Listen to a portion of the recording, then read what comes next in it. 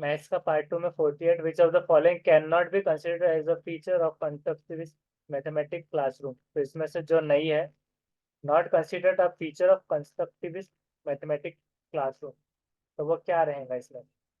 Teacher acknowledges that students may construct multiple understanding from a given interaction.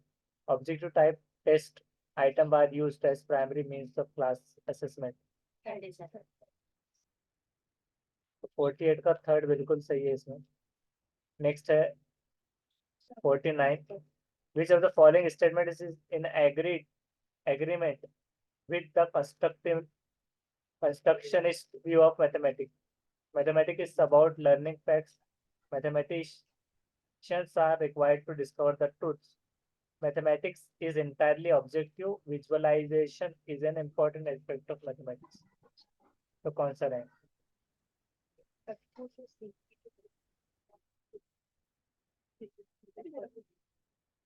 तो कौन सा है उसका? फोर्थ है उसका।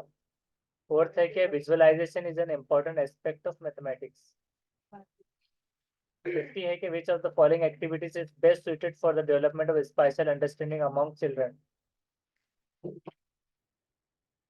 तो इसका कौन सा है?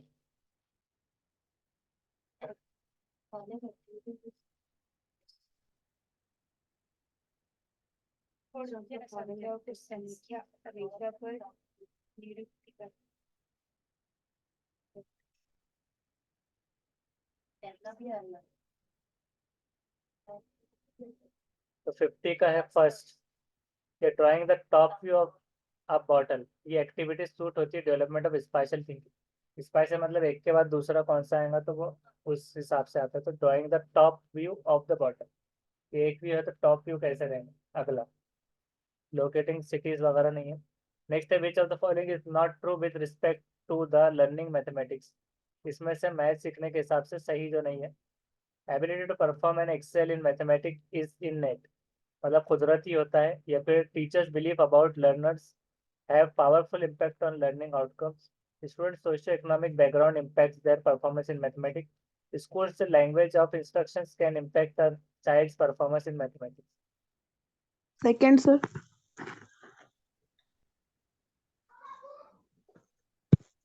और कोई आंसर?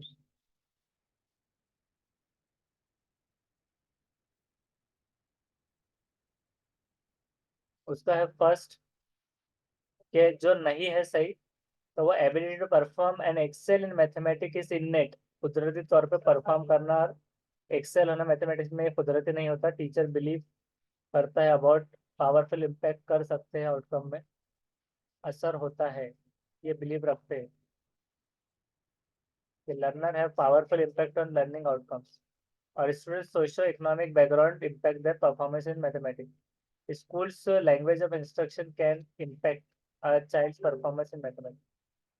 उसके बाद है आइडेंटिफाई करना है the type of following word problem. इसमें से वर्ड प्रॉब्लम देखना है कि आई हैव 6 पेंसिल्स, मेरे पास 6 पेंसिल है। Manish has 2 more than me, तो उसके पास कितने हो गए? 8। How many pencils does Manish है, तो मनीष के पास कितने हैं?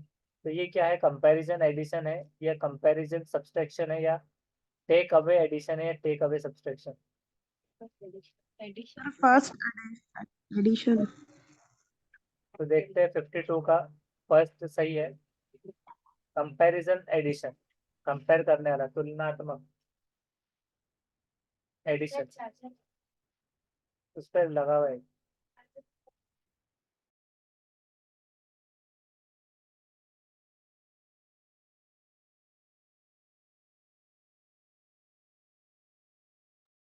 Next, which of the following is not true of the Hindu Arabic system of numeration.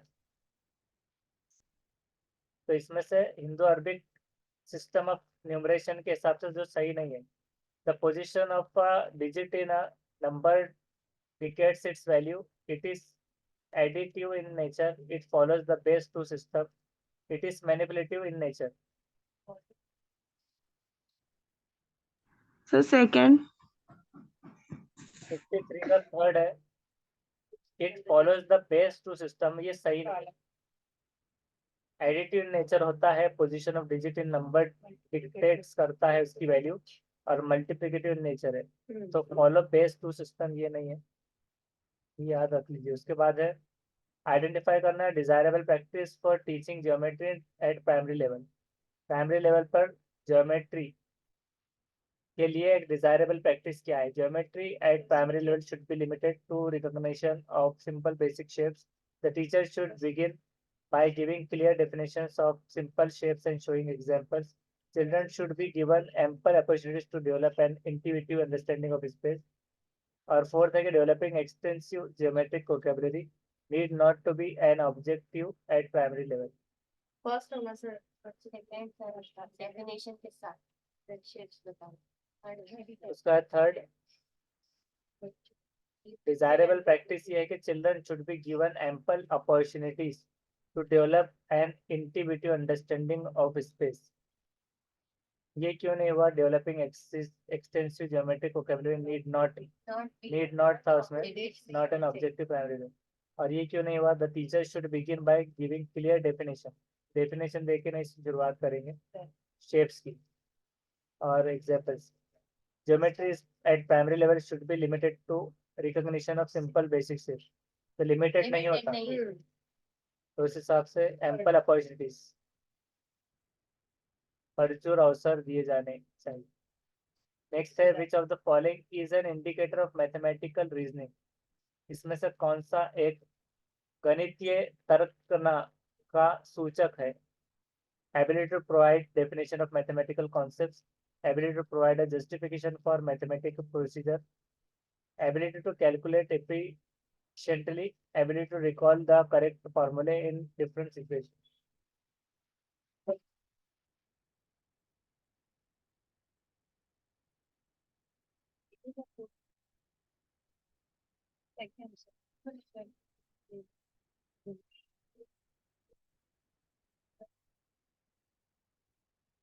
Second है indicator of mathematical reasoning, ability to provide a justification for a mathematical procedure. Provide definition of mathematic नहीं है, justification आना चाहिए। Calculate efficiently ये भी नहीं है indicator. और रिकॉल द करेक्ट, रिकॉल भी नहीं, तो जस्टिफिकेशन फॉर मैथमेटिकल प्रोसीजर।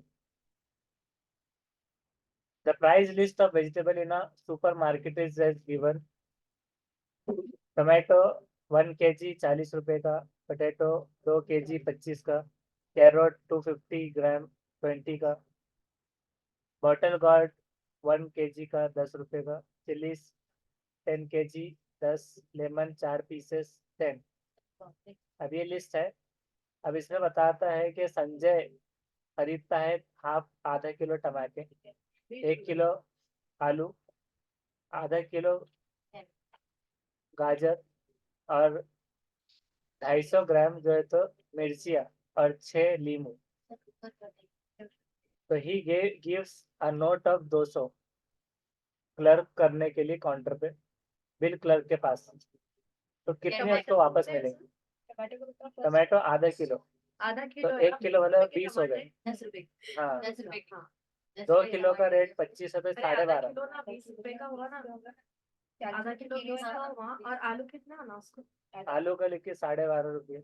12.5 और हाफ के जी आना तो कैरोट का नहीं सर, 25 रुपए के 2 किलो है, तो आधा किलो ना तो 7.5 रुपए के 1 किलो है वो।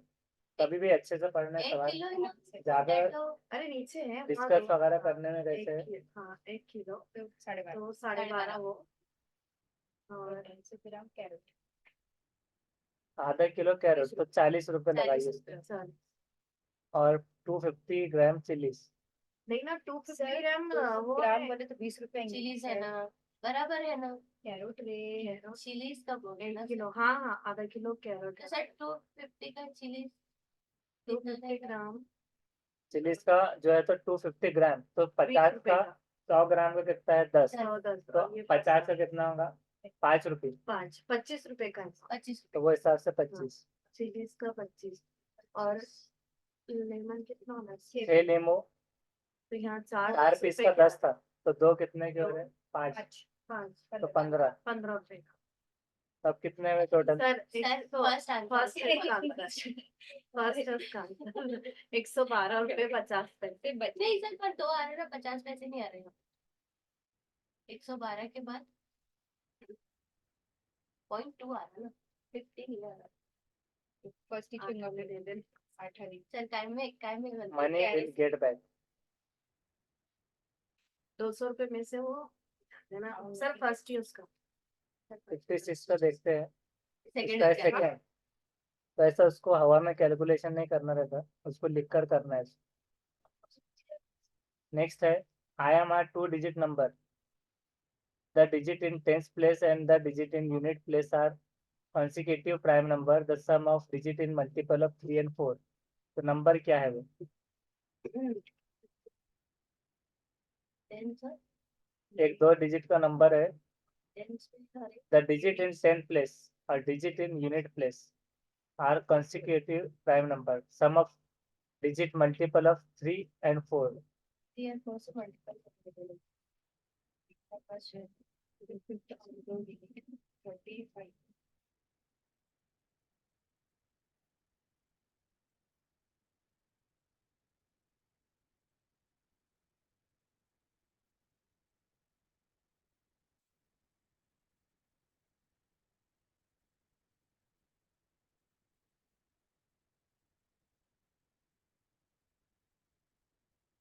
ये पूरा होने के बाद उसके पहले वाला भी आंसर देख लेंगे, मतलब अच्छे से।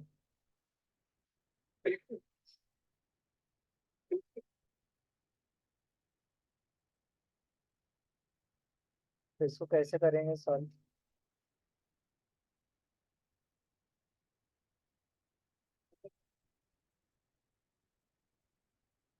कॉन्सेप्ट यहाँ पर जो यूज हुआ, prime number, the number which is divisible by 1 and itself. Prime number क्या होते हैं? जो खुद से डिविजिबल बाय 1 एंड इटसेल्फ, खुद से ही होते।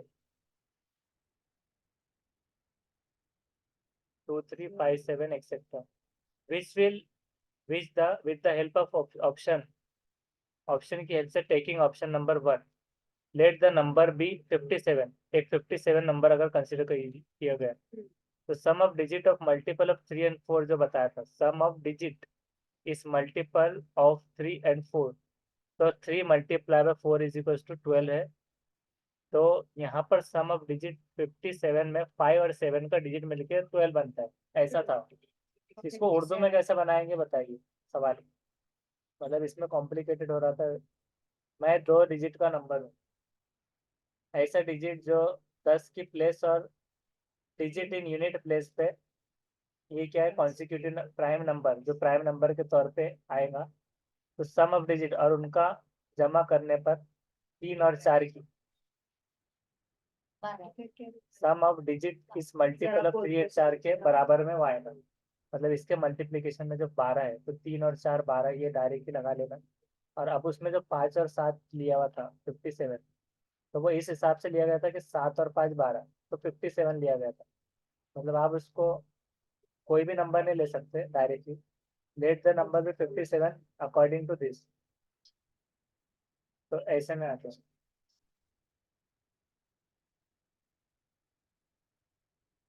ये बहुत क्वेश्चन।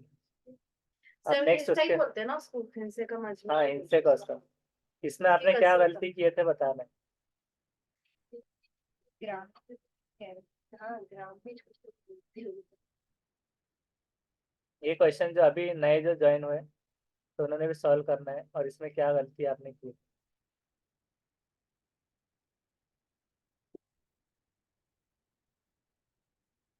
ये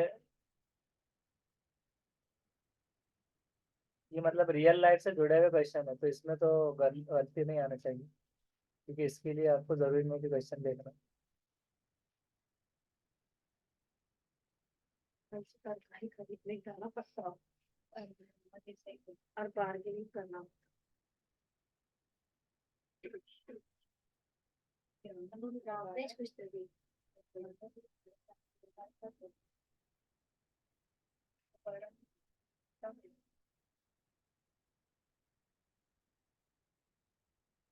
प्राइस ऑफ 1 kg टोमेटो का 40 था, जिसका आपने सही 20 ये लिखे थे।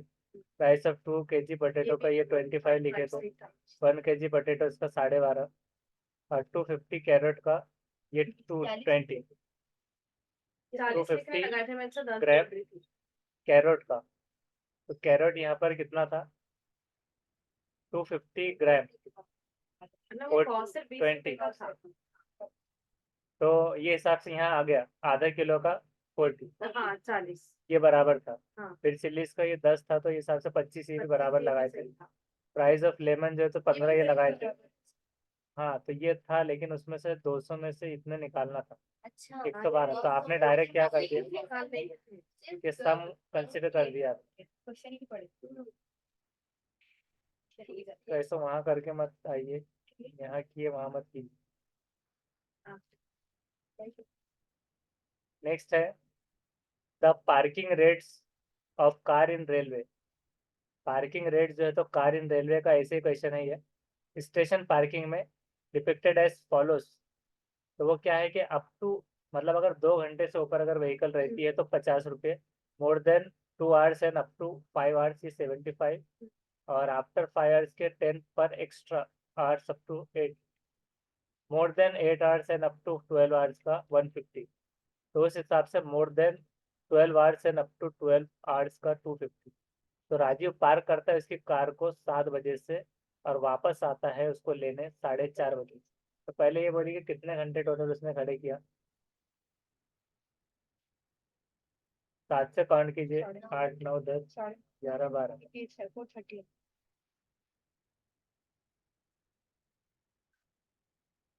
कितने 9:30 या 10 तो 9:30 हो गया 10।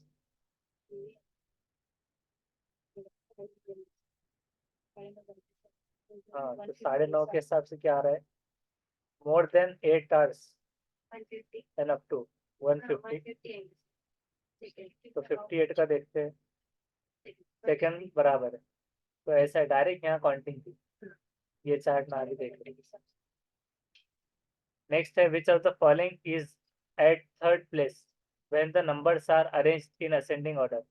थर्ड प्लेस पे क्या आएगा अगर नंबर को असेंडिंग ऑर्डर में मतलब रखा जाए तो देखिए 7.07 है 7.70। तो सबसे पहले क्या करना है कि ऐसा नंबर देखना है जो सबसे असेंडिंग ऑर्डर में जो सबसे छोटा है या फिर पहले पे आए। तो वो क्या हो सकता है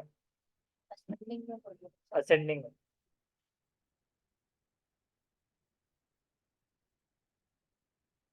और जो थर्ड प्लेस पर आए थर्ड वाला 7.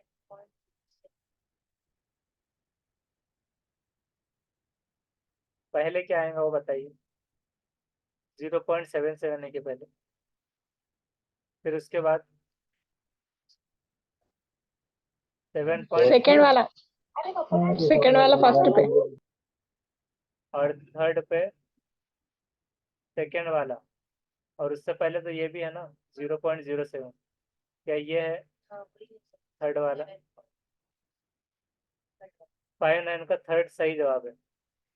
जैसे 0.77 ये पहले पे आएगा दूसरे पे देखिए 007 मतलब ये 2 की वैल्यू ऐसे 7 हो रहा है। अब तीसरे पे क्या आ रहा है कि 07 वाला है ये वाला और उसके बाद क्या होगा फिर ये 7.7 70 और बाद में 707 लास्ट। तो ये तरतीब। नेक्स्ट है इन अ 5 डिजिट नंबर 5 डिजिट के नंबर है तो उसमें टेंस की प्लेस पर क्या है 8 है। टेंस की प्लेस पे टेंस मतलब दहाई की जगह पर 8 है। अब देखिए यहाँ दहाई की जगह पे कहाँ पर 8 है पहले पहले में और दूसरे में दिख रहा है पहला और दूसरा पहला और चौथा दहाई की जगह पर 8। दूसरा पढ़ते हैं एट यूनिट प्लेस इकाई की जगह पे 1/4 of digit at tens place 1/4 of digit of 8 place मतलब ये 2 ही हो रहा है 1/4 8 का 1/4 2। Yes sir the digit at 1000 place is 0। अब 1000 की जगह पे 0 है इकाई दहाई सैकड़ा हजार तो यहाँ पर है 4th। अच्छा आगे और देखते हैं कि digit at 100 place is twice of that unit place. पहली इकाई की जगह से 2 गुना है 100 की प्लेस पर, इकाई दशमलव सैकड़ा, तो 2 का 4 दुगना है। मतलब यहाँ तक आंसर तो आ ही गया था, लेकिन उसको पढ़ रहे हैं। At 10,000 place is thrice the digit at unit place. 2 या 6, तो 6 के हिसाब से है। What is the number? तो 60 का यहाँ पर 4 करेक्ट आंसर। तो ये हो गई मैथ्स की क्लास। अब ईशा पढ़कर बाद में दूसरी क्लास लेंगे।